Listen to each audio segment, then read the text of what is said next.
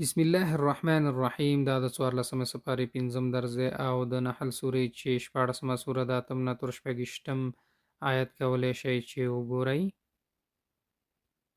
والبغال او کچري قصد مفهوم دی چې سمې جائر کګوي تسیمون سروي تاسي ذرأ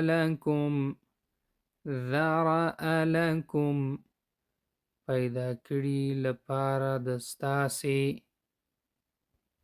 طريا تازه مواخر تلونکي په څیرولو د اوبو ان تمید مفهوم دی چې ونه خوريږي ایانا چې کله بنیانهم معنی یو د هغوی ته. امید ده درس مده شوی. نور سره هم شیر کله عمل شي.